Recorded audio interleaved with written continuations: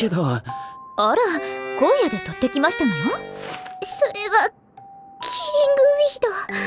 葉っぱが刃になって獲物を切り刻むという魔物です。生きた魔物。 Makoto is back, baby. Makoto is back with another season of 𝐒𝐿𝐼MICHI, and we are in it. My baby girl Mio out here killing everybody with banana and motor oil. I love to see it. So for real, like 𝐒𝐿𝐼MICHI, I thought was one of the most interesting anime a couple of years ago, maybe even like I'm trying to remember, maybe even like 3 years ago, 2-3 years ago. And one of the things I didn't do was watch the original season again before this one came out. I just simply didn't have time. So much like I assume a lot of folks out there, maybe even you including, is maybe we just don't quite remember what the F happened. So I will tell you up front, when this episode started and you have Makoto walking with this red hair dude, I was like, yo, who the F was this red hair guy? I was like, he looks familiar, but he doesn't look familiar. And then, come to find out that he was the licked that he had turned and, he had gotten his body back. So what I did real fast is as soon as the episode started, with like 2 minutes of the episode, right before the OP started, I quickly went and I opened up 𝐒𝐿𝐼MICHI episode 12 of the first season. I just kind of skimmed through it. I was like, oh, okay, yeah, that's right. He was fighting those really, really powerful people, the ones that came and kind of threatened him, kind of like the, I don't know, demon lord type dude. And he had gotten the lick and they were going to go set out to a brand new town and stuff. And I was like, okay, yeah. Okay. I was like, okay, that's what happened. It's really hard to remember stuff that happened, 1, 2, 3 years ago, especially with the show.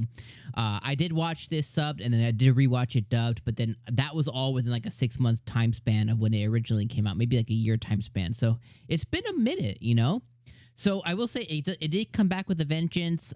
Much like every other anime that exists, I do think that 𝐒𝐿𝐼MICHI's OP kind of gave away too much here. Even this episode, at the end of the episode, they kind of gave away like, oh, he's definitely going to run into the heroes that were previously summoned in this world. So we can kind of see the kind of like the writing on the wall, establishing himself as a merchant, establishing himself as an adventurer. Continue to go against the goddess, continuing his demi-human plane, where I have to feel like he's going to be like the new demon lord, just based on kind of like the army of folks that he has kind of leading and kind of under him and stuff. But hey, that's just my opinion.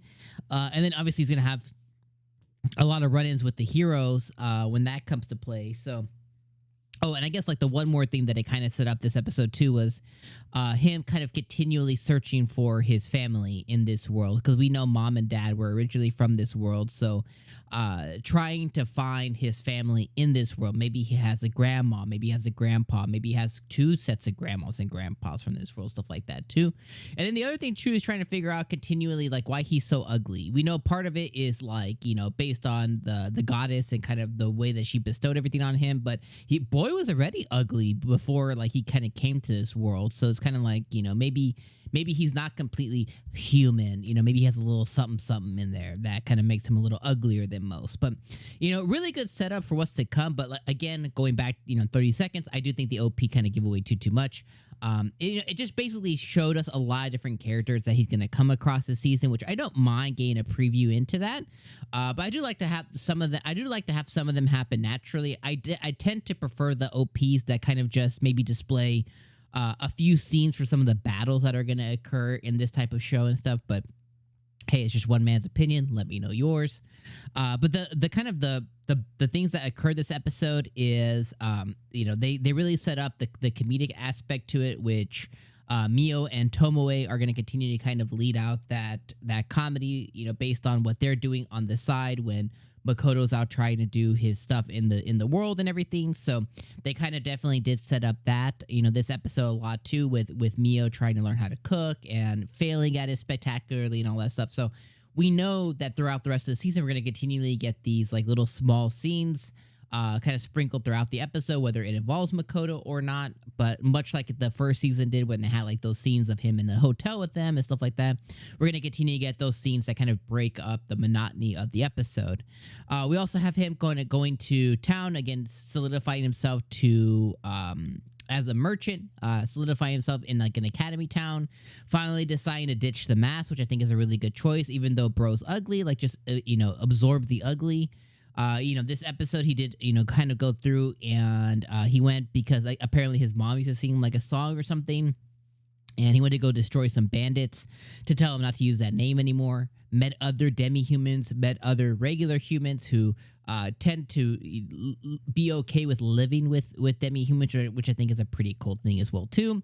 And then we got to see him show off some firepower at the end of the episode with what Piggy Girl taught him, before in the episode. So overall, I think this was a really, really good comeback. If I had to slap a rating on it, I think overall, based on the experience that I had, was 8 out of 10 for me. I think on the first episode, which I think is a pretty good rating for a comeback of a show that some may or may not really be into. Maybe you kind of like, you liked it, you want to see more of it or whatever. But I think about a good 8 out of 10, review rating for episode number 1. I think it's set up what we can expect for this season. I think that is really, really well. The little in-betweens for Mio and Tomoe, although Mio's my girl, I love seeing all that stuff.